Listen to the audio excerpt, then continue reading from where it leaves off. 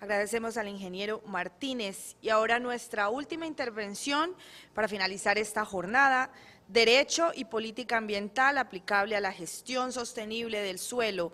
José María Borrero Navia, director de la Fundación Centro de Asistencia Legal y Ambiental CELA.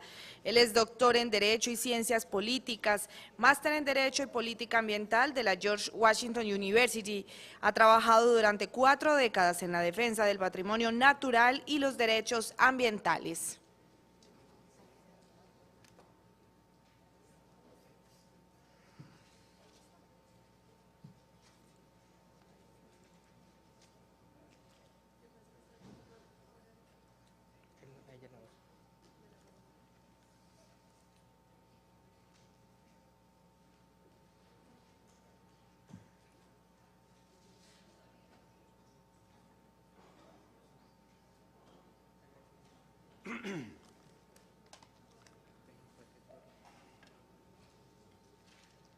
Buenas tardes de nuevo con ustedes. Primero, antes de que vaya a olvidarlo,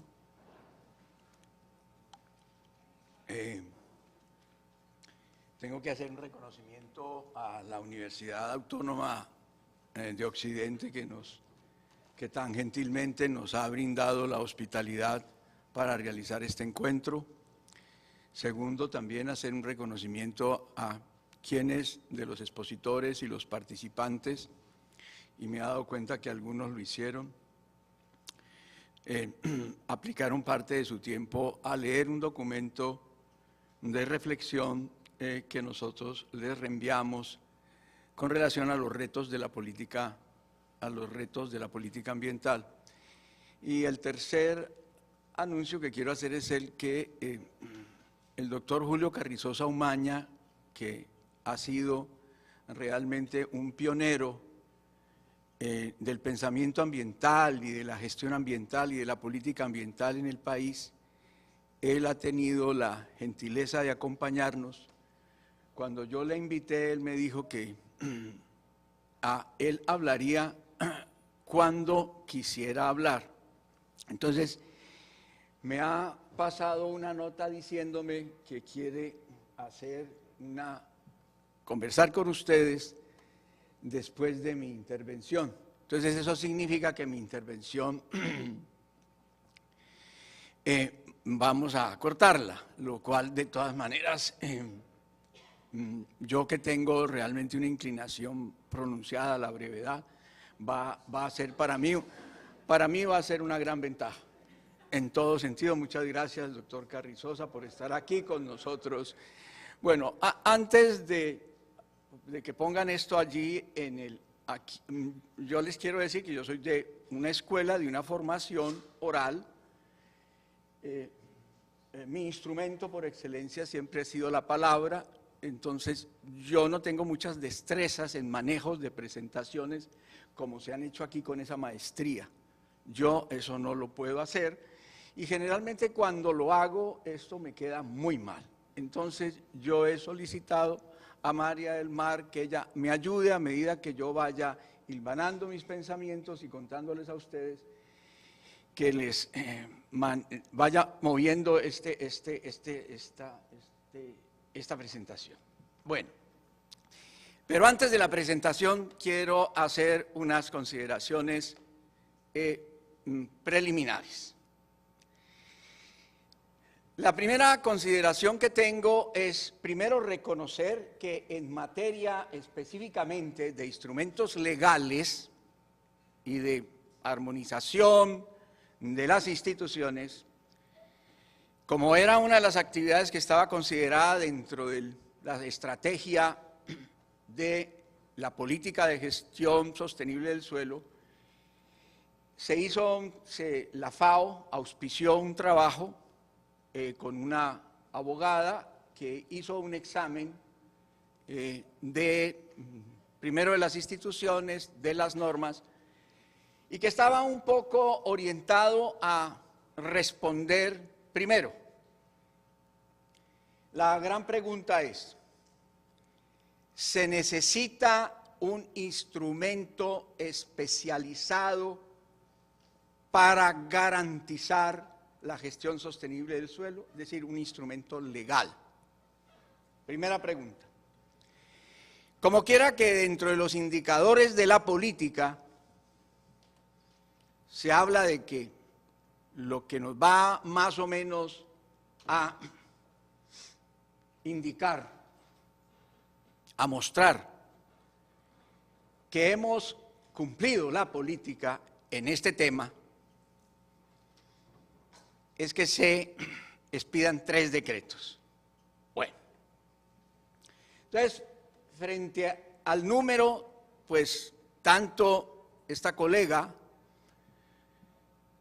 como el suscrito, pues tenemos algunas reservas.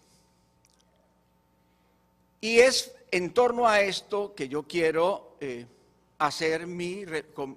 compartir mi reflexión con ustedes. Primero, yo considero que en materia de normas y de política normativa, tenemos que enfocarlo estrategias de control social y política normativa. El derecho positivo tiene como objeto, mediante disposiciones, leyes, normas de cualquier tipo, proteger bienes que se llaman bienes jurídicos que la sociedad declara que deben protegerse.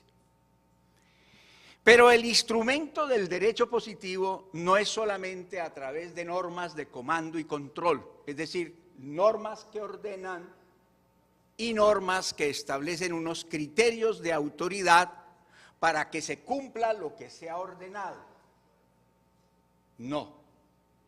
El derecho positivo, como lo hizo el Código de los Recursos Naturales Renovables en 1974, sí, el Código se expide con una serie de normas marco, que en su momento fueron en su gran mayoría reglamentadas. Pero además de las normas de comando y control, de las normas marco, el Código previó, los redactores del Código previeron los instrumentos o los medios de desarrollo de la política ambiental. Entonces nosotros vamos del artículo 13 al artículo 30 y atravesamos estos instrumentos que vienen desde la educación ambiental, que fue el instrumento inicial, pasamos por los incentivos, atravesamos los estudios de impacto ambiental, la licencia, las tasas retributivas, el ordenamiento territorial, el Servicio Nacional Ambiental, es decir, allí había una gama desde el Código de instrumentos que iban a hacer posible que las normas de comando y control, es decir, que el mandato del Código pudiera implementarse. En ese sentido, Colombia, como país letrado, tiene una arraigada fe en el poder de la ley escrita y en el convencimiento de que las leyes escritas son las que resuelven los problemas.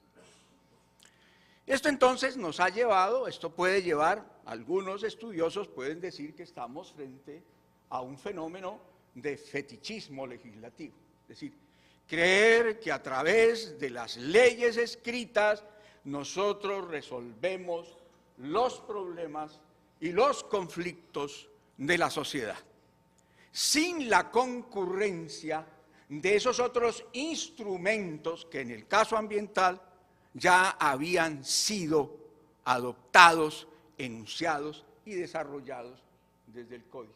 Es decir, que tenemos, en primer lugar, que propender por la alfabetización ecológica de la sociedad.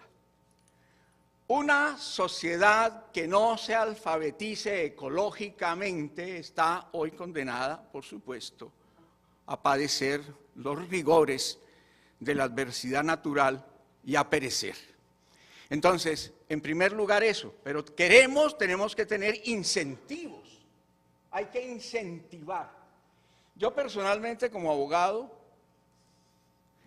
tuve experiencias extraordinarias en materia de incentivos tributarios, especialmente los incentivos tributarios que fueron creados en su momento.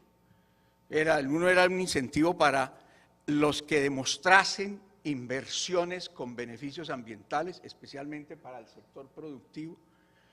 Y yo vi que el incentivo tributario de la exención del IVA y la deducción de hasta el 20% de la renta líquida gravable llevaba a empresas que estaban prácticamente abrumadas por el peso de sus externalidades ambientales.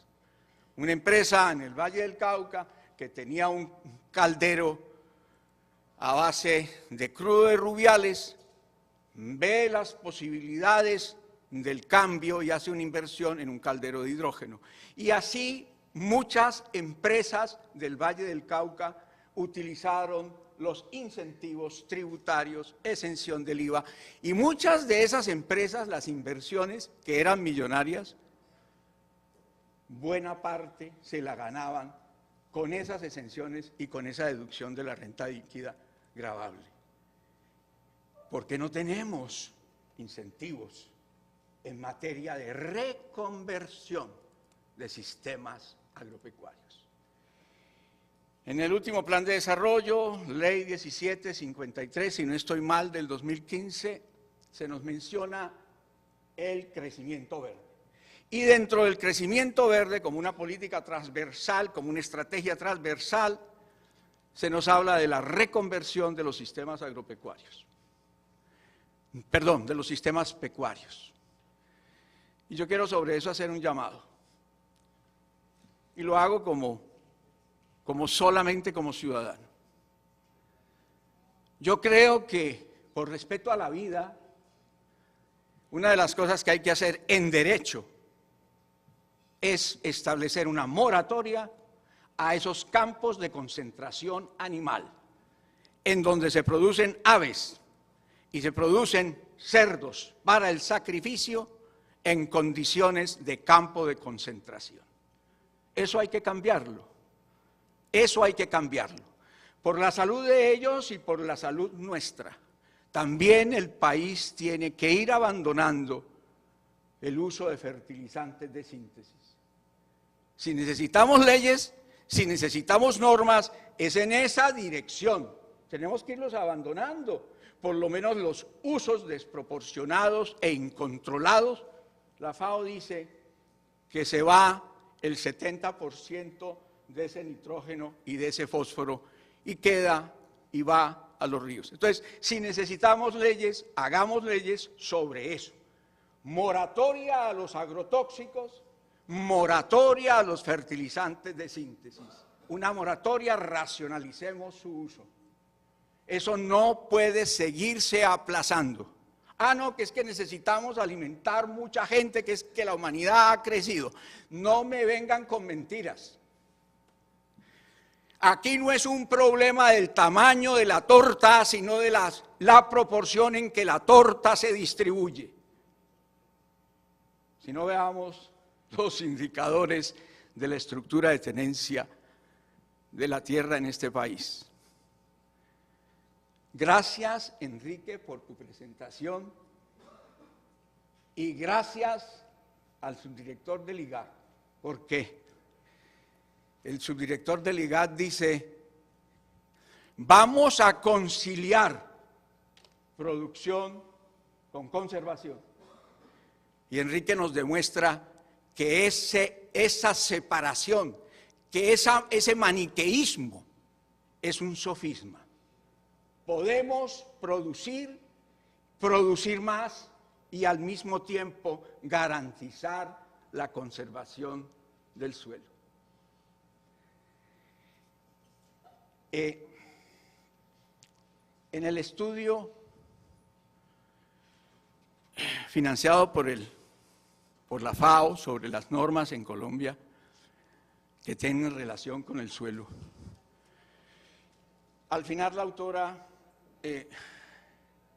hace unas referencias a cómo tenemos que mejorar o lo que se ha presentado como estrategias que tenemos que mejorar en materia de términos de referencia para los estudios de impacto ambiental, para que en los estudios de impacto ambiental tenga mayor participación las consideraciones sobre el suelo, sobre la calidad del suelo, especialmente sobre la materia orgánica. En ese sentido quiero decirles lo siguiente.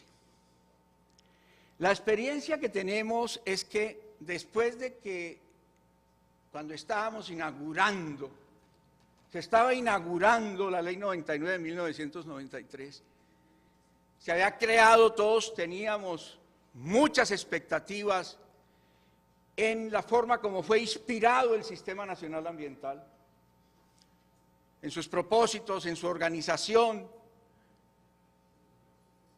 Se expidió el primer decreto sobre licencias ambientales, el 1753 de 1994. Yo no me acuerdo cuántos decretos han venido expidiéndose, no sé si son 6 o son 7. Y la tendencia que vemos es que cada vez se reducen el tipo de proyectos que son susceptibles del estudio de impacto ambiental y por supuesto de la licencia. El estudio de impacto ambiental, además que es un principio de la política ambiental, artículo 1 de la Ley 99 de 1993, fue el primer instrumento que fue creado en el campo ambiental en el año 1964 por la NEPA. Fue el primer momento en que ya no solamente el pensamiento jurídico, sino el pensamiento de la ética se había traducido en normas de derecho positivo, con el propósito de que el estudio de impacto ambiental fuera realmente un instrumento para frenar las intervenciones en los sistemas naturales que no fueran compatibles con esos sistemas y que pusieran en riesgo su resiliencia, su capacidad de resiliencia. Pero ese estudio de impacto ambiental tiene unas dificultades en el país. ¿Cuáles dificultades? El estudio generalmente es un estudio técnico, se le entrega a unos técnicos y las posibilidades que tiene la gente, el ciudadano, los que piensan que están afectados por un proyecto, por una obra, las posibilidades que tienen realmente de participación no son muchas. ¿En qué sentido? Si bien la Ley 99 estableció formas de participación, cualquier persona se puede constituir como parte dentro de un trámite administrativo, estableció la audiencia, pero la audiencia finalmente no tiene las posibilidades de que los ciudadanos realmente intervengan, ni que intervengan en el estudio. Esto lo digo por las experiencias que he tenido últimamente. Los ríos de Colombia, algunos ríos todavía son como una tarjeta postal. ¿En qué sentido una tarjeta postal? Todavía se conservan en sus condiciones naturales, no tienen mucha intervención. Entonces son paisajes casi que uno podría decir prístinos, son santuarios. Uno de estos ríos que conocí hace 2 o 3 años fue el río Samaná Norte. Allá se quiere hacer una represa. El estudio de impacto ambiental eran 5.000 folios. Los que se oponían por una parte al proyecto, 5.000 folios de lenguaje técnico. Los que se oponían al proyecto, sin tener un acompañamiento, campesinos y pescadores. ¿Qué puede hacer en el país letrado el campesino y el pescador de la cultura oral para acceder a un ladrillo de 5.000 folios y debatir, rebatir, objetar lo que allí se diga? Entonces, hay que hacer ajustes ajustes, hay que hacer ajustes. El país, el Estado colombiano, nosotros, no podemos darle la espalda a lo que está ocurriendo en el campo de la minería. Y me refiero no solamente al campo de la minería ilícita, me refiero a la gran minería. 9 municipios ya han, a través de una consulta popular, expresado su negativa. No quieren los proyectos. Recientemente, creo que fue en el mes pasado, la manifestación en Bucaramanga, la manifestación en los Santanderes, donde estaban todos los ciudadanos. No eran solo los movimientos ambientalistas, no. Era el señor alcalde, el señor gobernador, todas las autoridades, diciéndole al país que el oro de ellos es el agua. No le podemos dar la espalda. Si se trata de hacer una ponderación sobre el divorcio abisal entre políticas de la economía extractiva y políticas ambientales, quizás tenemos nosotros que ponderarlo. Y antes de que me vaya a quedar de pronto en la introducción,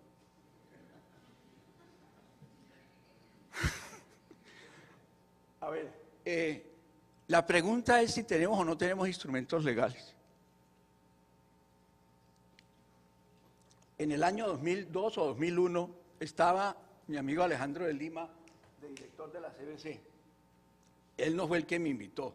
Fueron de la subdirección, existía un grupo de suelos. Entonces ellos dijeron, necesitamos aquí el tigre de las galletas para que venga a hacernos un reglamento, porque no tenemos un instrumento, ellos decían que no tenían un instrumento legal para la protección del suelo. Entonces, desde ese entonces yo me puse a la tarea, vamos a ver, en esta presentación, vamos a ver cómo hay muchos instrumentos, es decir, hay muchos instrumentos. Es importante señalar algo. Hay muchos instrumentos legales y a los abogados, desde que estamos en el primer año de la carrera, nos enseñan que hay unos principios de interpretación o los principios de la hermenéutica jurídica. Si aquí hay alguno de mis colegas, pues él entenderá de qué estoy hablando. Hermenéutica es la ciencia de la interpretación de las leyes. Y uno de esos instrumentos de interpretación de las leyes es la posibilidad, con una ley que sigue vigente, que entre otras, eso es lo que tendríamos nosotros que medir, el valor de una ley se mide por su capacidad de vencer la obsolescencia en los sistemas jurídicos, es la ley, ¿cuál es que es? La 183 de 1857, entonces ahí le enseñaban a uno una serie de claves para la interpretación jurídica. Entonces uno de abogado aprendía esto, que a falta de una norma específica sobre el caso controvertido, uno puede hacer uso de otros instrumentos.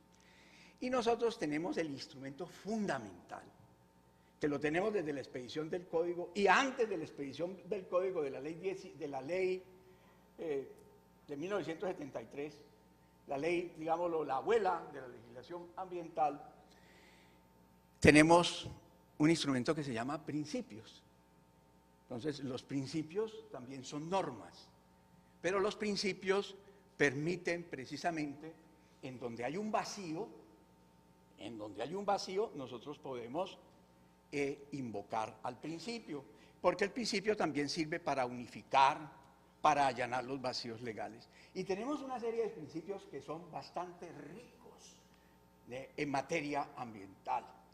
Están enunciados en la ley 23 de 1973, están enunciados 2 principios, un principio fundamental de responsabilidad ambiental, especialmente de responsabilidad ambiental del Estado. Están enunciados los principios en el Código de los Recursos Naturales Renovables, artículo 1 y 2, después artículo 9, después artículo 45, hay una serie de principios.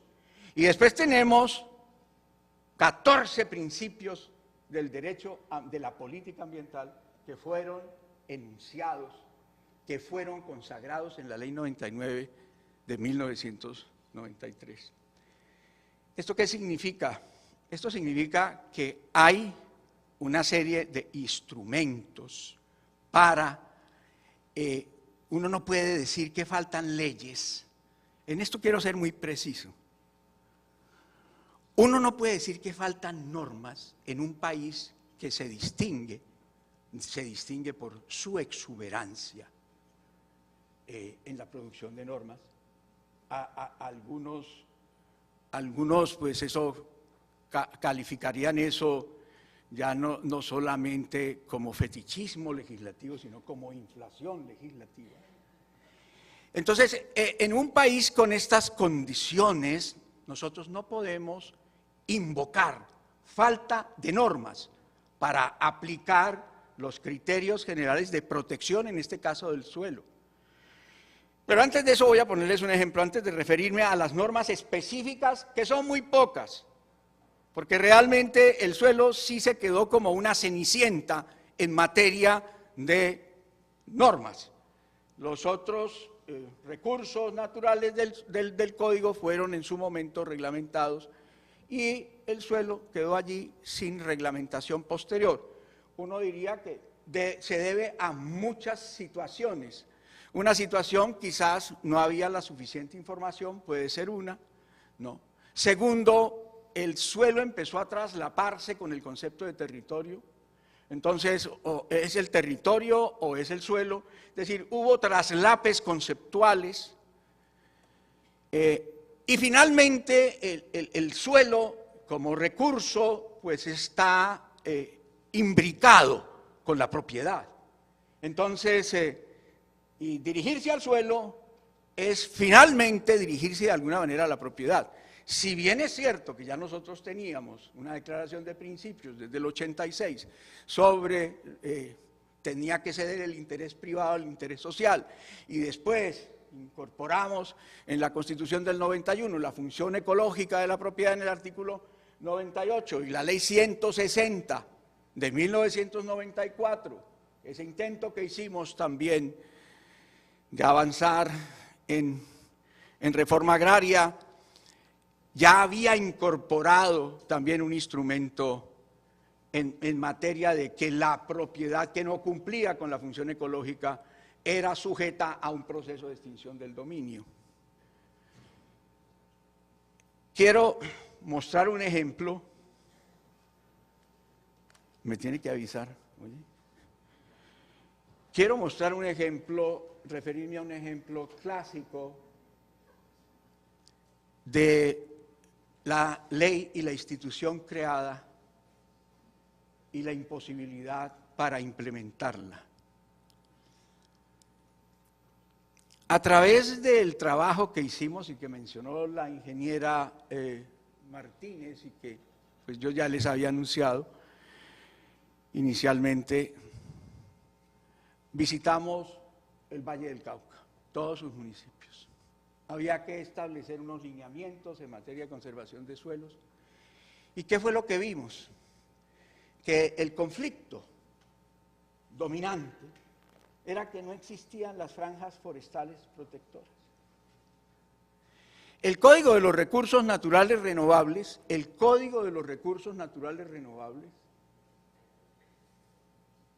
estableció, por supuesto, una figura que está en el artículo 83, literal D, respecto a qué es propiedad del Estado en un curso de agua.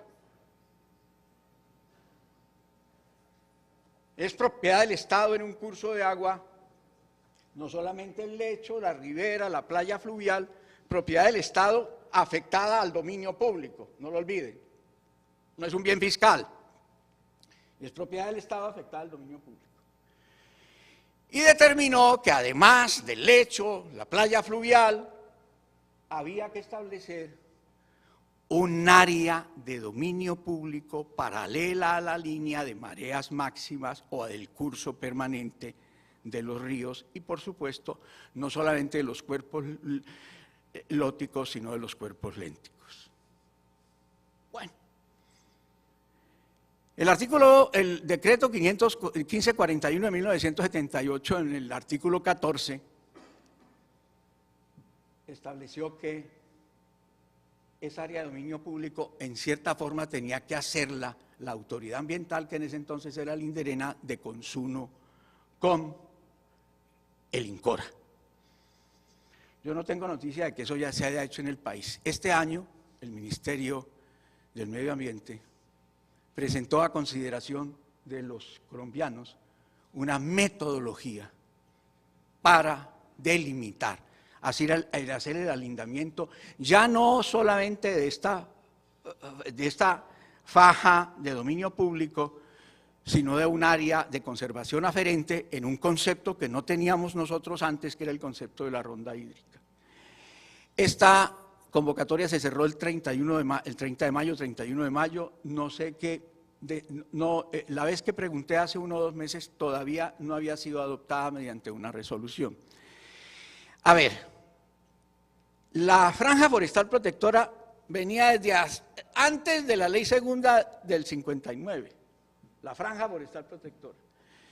Y la franja forestal protectora fue después de que el Código estableció lo de las áreas forestales protectoras, fue después reglamentada por el decreto 1449 de 1977, donde se estableció claramente que la franja forestal protectora es una franja de 30 metros, paralela a la línea de mareas máximas o de la ribera permanente, y que es una institución que no era como la otra que afectara el dominio, es decir, uno puede seguir siendo dueño de su tierra, pero a su tierra, cuando es tierra ribereña, uno tiene que tener cobertura forestal. El caso de incumplimiento, de conflicto más severo que vi en este recorrido de los municipios es ese. Esto tiene una afectación severísima, no solamente para los cursos de agua, como ustedes lo saben, sino para los suelos. Y aquí en la ciudad tenemos que librar batallas que no por pequeñas son menos grandes para defender las franjas forestales protectoras de los cursos de agua que hay aquí dentro de la ciudad. Porque alguna vez un colega mío, hace aproximadamente 30 o 35 años, cuando yo hablé de las franjas forestales protectoras de los ríos, el señor me contestó que eso era solamente para las áreas rurales. Entonces, hay una institución que existe. Con esto lo que quiero significar es que, si bien es cierto, el código pidió una serie de normas, a ver si nos volvemos a estas de aquí. ¿Ustedes han paseado por esta presentación? Sí. Bueno.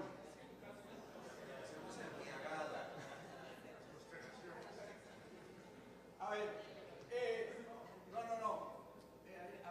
No, más para atrás, creo que más para atrás. ¿Dónde está el código? ¿El código dónde está? Atrás. Aquí, no. Atrás. Este de aquí. Esta esfera. Bueno. Sí, por favor, esa esfera. Entonces, veamos esta esfera y por favor, María del Mar.